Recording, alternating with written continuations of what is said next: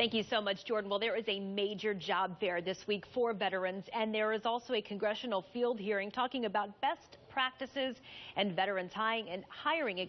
Congressman Brad Wenstrup definitely knows all about that, being a veteran yourself. Thank you so much for coming in today. My pleasure. Let's talk about this huge veterans job fair that you say is not just for recent vets, but for anyone who is a veteran looking for work. Certainly. We're going to have this at Anderson Town Center. It's Friday the 19th, and the job fair will run from 12 to 2. We're having an economic opportunity hearing, field hearing for the House of Representatives VA committee at 10 o'clock. And we have a couple other congressmen coming, Shabbat and Massey, and some from out of town. You know, when you're looking at hiring veterans and looking at both sides of that, what is the biggest issue that is standing in the way of vets getting hired or employers looking at veterans, looking closely at them? A lot of times it's just making the connection, and we want to do all that we can to make that connection. Some of it's on the front end before they actually leave uniformed services, that they understand and get trained a little bit on how to go about it. You look at filling out a resume, talking about your qualifications. You don't just say sniper. You say that I'm someone who shows up for work on time. I have attention to detail, and you can count on me. And that's going about making themselves more marketable, knowing how to kind of fit that mold of the description they're looking for. Right, and then we want to use these opportunities to make that connection. And we're talking about this field hearing, best practices in veteran hiring. You're going to have a couple of other colleagues that are going to be joining you. What exactly are you going to focus on there? What are some of the best practices? Well, we're going to find out from certain leaders in employment on how they're going about finding the veterans, how the VA can do a better job of making that connection, how the DOD can help make that connection as well. You know, when you leave the military service where you're on pretty high level, especially if you've been in theater, it's hard to just shut it down. And so the best thing that can happen to you is to get back to work. I found that firsthand. Yeah, you said you had 3 months, and week one you were like, I'm ready now. I'm ready to go back to work. I can't just sit around, and I think that's important for people. When you were telling me, too, during the commercial break, there were a few things that have been done this last year that you've done to help make that easier to cut out some of the middleman and to get some of these veterans jobs quicker.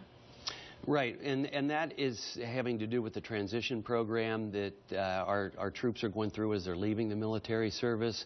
We want them to have the skills and know where to connect, and if the VA can help make that connection in other sites, and that's part of what this is all about, is to make sure that we bring this all together. Well, let's talk about some of these companies that are going to be there on Friday, again from noon until 2 o'clock at this location. This is an impressive list. It really is, and it's great to see so many good companies, big companies from this area, and some smaller ones too, stepping up to say, hey, we know who the good employees are, and there are veterans, so let's reach out and try and capture that market. Do veterans need to know or bring anything before they head out there if you were talking to some of them today? It's probably not a bad idea if they were to bring their resume and be prepared to have discussions with the people at the tables and to find out what jobs they're offering and see if it makes a good fit. Do you see an improvement in connections that are being made? I know this has become a big topic considering there were so many homeless vets and vets who were kind of not knowing where to go. You talked about kind of shutting down afterwards. Right. Are you seeing an improvement?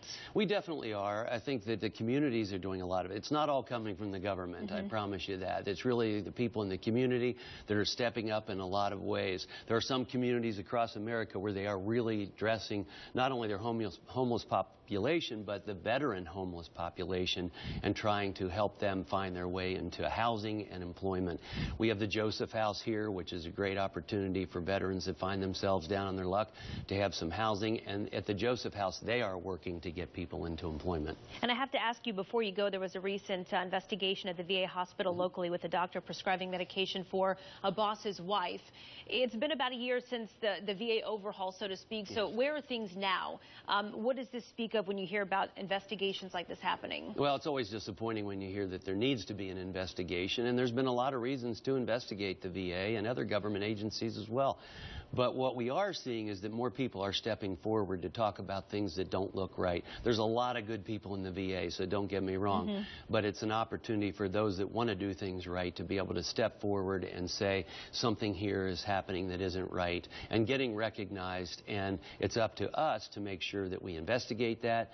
As a member of the House VA committee, it's our responsibility to correct wrongs. Congressman Brad Wenstrup, thank you for joining us. And if you missed the information, time, date of that field hearing, Veterans Job Fair, go to fox19now.com. We'll have that posted for you there. Good to see you as always. You too. Have a safe trip east. You're going to